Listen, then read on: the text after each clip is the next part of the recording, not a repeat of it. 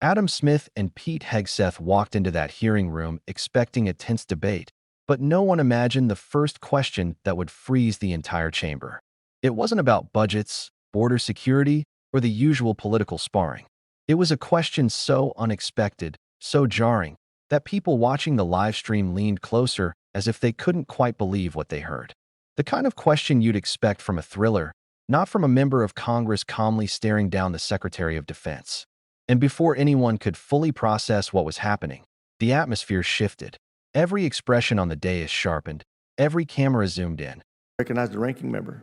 Thank you, Mr. Chairman. Just on the budget point, I made this point before the committee before. The House just passed a budget that adds nearly $3 trillion to an already out-of-control debt.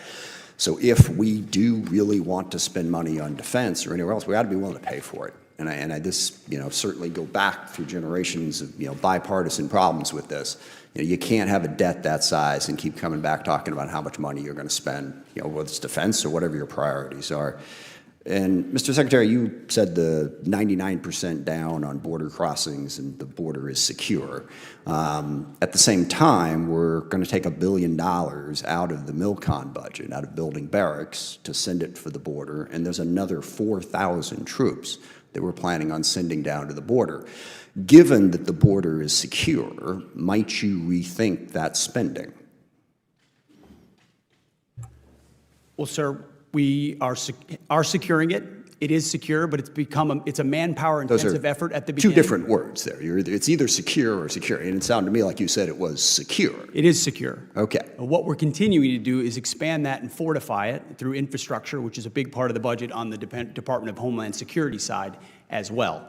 So it's that $1 billion you're talking about was from the CR in FY25. We fully fund that back and more in FY26 with a recognition that we were dealing with the world as it existed when we came in. And the previous administration said they needed new legislation to secure the border. It turns out you just needed a new president. I would point out president that you have with the not Defense Department and submitted, DHS that was willing to go to the border and have actually secure it, which is what we not submitted a budget yet. So whether or not you're putting that money back in remains to be seen. You have definitely taken it out. And I think the obsession there, and I don't disagree, the border needed to be secure. But from a pure budget standpoint, let's just not keep the political focus on that. Let's make sure that we're funding some of the other priorities that we have. So when it comes back to acquisition reform, and the chairman's point, it's our committee, certainly Congress is part of the problem. We set up a lot of requirements. Defense contractors are part of the problem.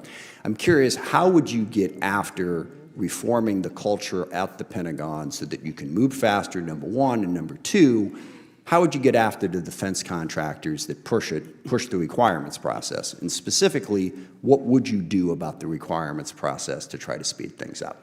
Well, first of all, I think gold plating is a real problem, sir. I mean, across the department. Interesting to use the word gold in this particular context, but yes, I agree with you, actually. We maybe could use a little bit more silver plating on occasion.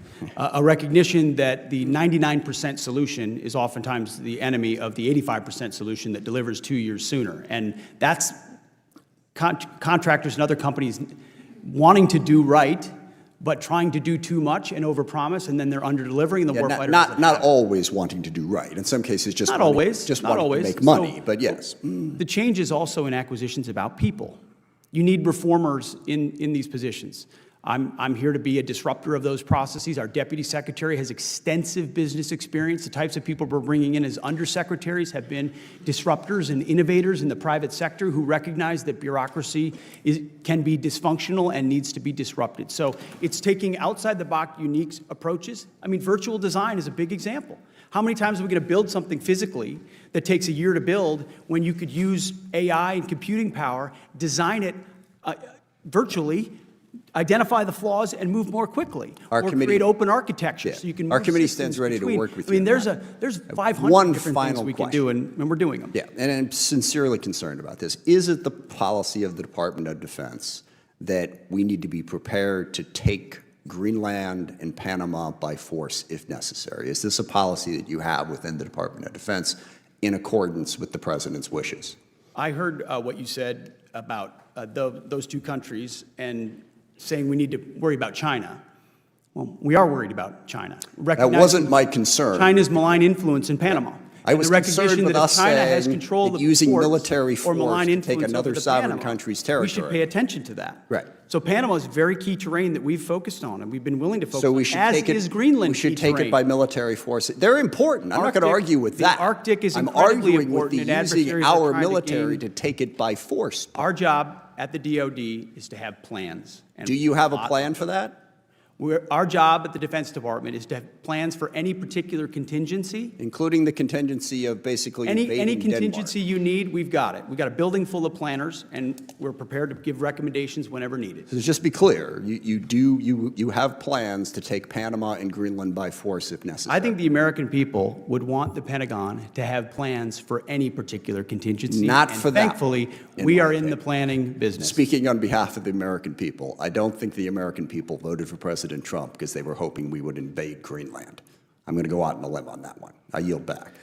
And the entire hearing went from routine oversight to something that felt like a warning shot. Because when a senior lawmaker looks the Pentagon straight in the eye and asks whether the United States is preparing to seize Greenland or Panama by force, it's not entertainment. It's a sign that something deeper is happening behind the curtain. Something serious enough that a normally measured, strategic legislator like Adam Smith felt compelled to drag it into the public record. And the most unsettling part wasn't the question, it was the answer. Before that moment, the hearing had followed the standard rhythm of frustration, disagreement, and policy talk. Smith had been pressing Hegseth on the ballooning budget and how shifting billions of dollars from military construction into emergency border deployments didn't match the administration's own claims that the border was already secure. His tone wasn't angry. It was exhausted, like someone who had watched the same contradictions play out again and again. If something is safe, he argued, you don't need to rip money out of housing projects for troops just to stabilize it.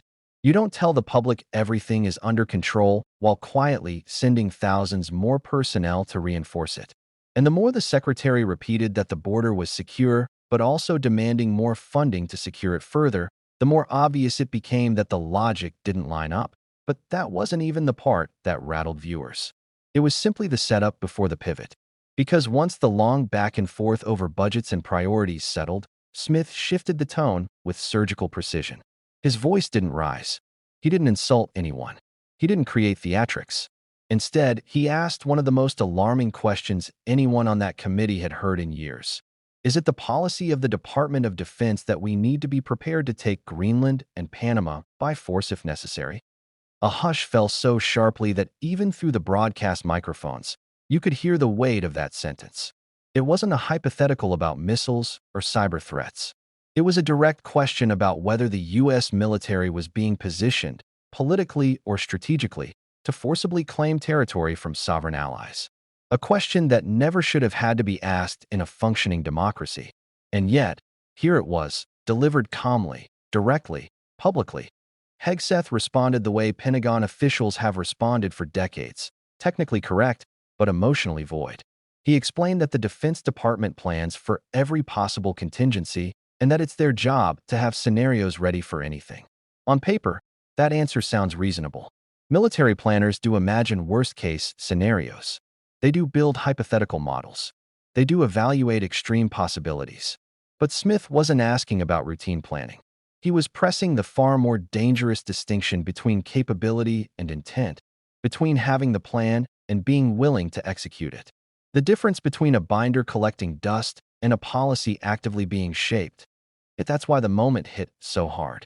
Not because Hegseth admitted to invasion plans, he didn't, but because he refused to clearly say that such an idea was off the table.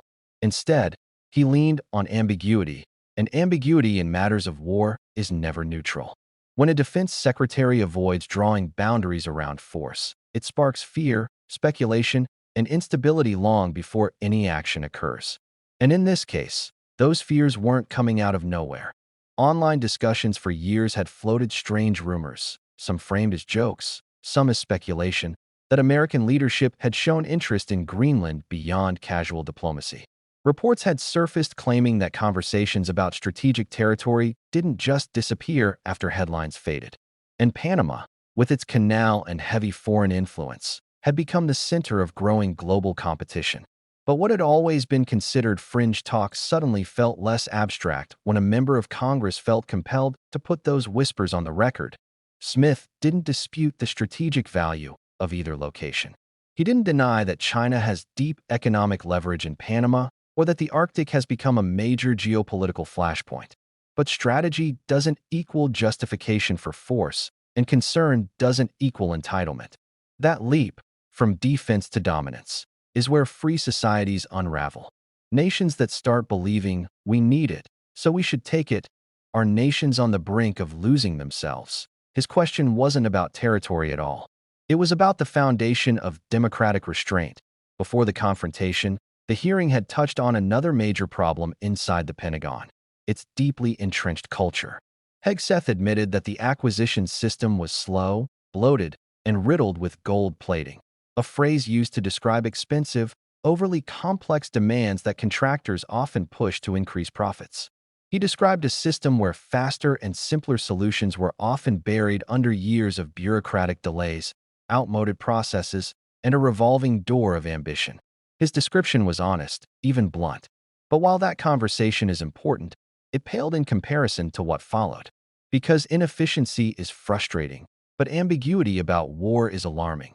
When Smith pressed again, "Do you have plans to take Panama and Greenland by force?" Hegseth leaned into the same safe phrasing. The Pentagon has plans for everything. They always prepare. They always examine contingencies.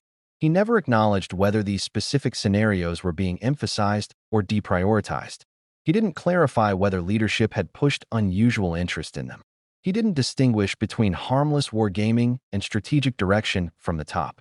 And Smith, clearly dissatisfied, pushed with one of the most cutting lines of the entire hearing.